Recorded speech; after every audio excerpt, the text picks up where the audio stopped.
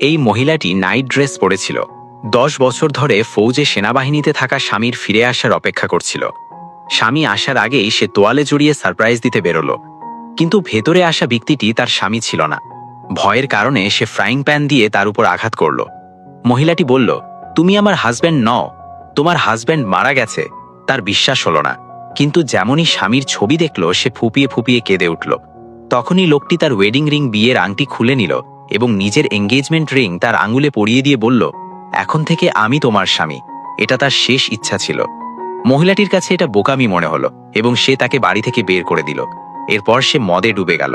কিন্তু লোকটি চলে যায়নি, সে রোজ তাকে সহ্য করতে লাগলো, কারণ তার ভয় ছিল যে সে মহিলাটি কোনো ভুল কিছু করে বসবে। একদিন কাঁচ ভাঙার শব্দ এলো।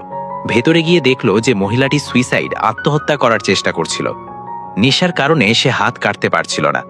লোকটি তাকে বাথরুমে নিয়ে গেল। ঠান্ডা পানিতে তার হোশ জ্ঞান ফিরে এলো। মহিলাটি তাকে তাড়িয়ে দিতে চাচ্ছিল, কিন্তু লোকটি প্রতিশ্রুতি পূরণ না করে যেতে চাচ্ছিল না। সে যখন বাইরে এলো তখন লোকটি স্বামীর জামাকাপড় পরেছিল। তার স্মৃতিগুলো ভেঙে চুরমার হয়ে গেল। লোকটি তার হাত ধরে নিল এবং তার মনে হলো যেন স্বামী ফিরে এসেছে। ধীরে ধীরে সে তাকে আপন করে নিতে লাগলো।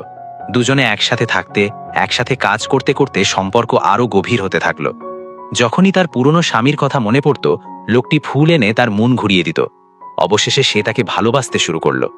কিন্তু যেদিন বিয়ের সিদ্ধান্ত হলো সেদিন লোকটি আর্মির ইউনিফর্ম পরে বিদায় জানাতে এলো।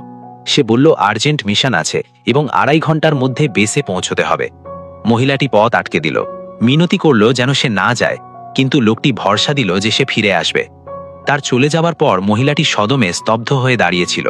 তখনই দরজা খুলল এবং তার মৃত ভেবে নেওয়া স্বামী টুপি পরে ঘরে ফিরে এলো।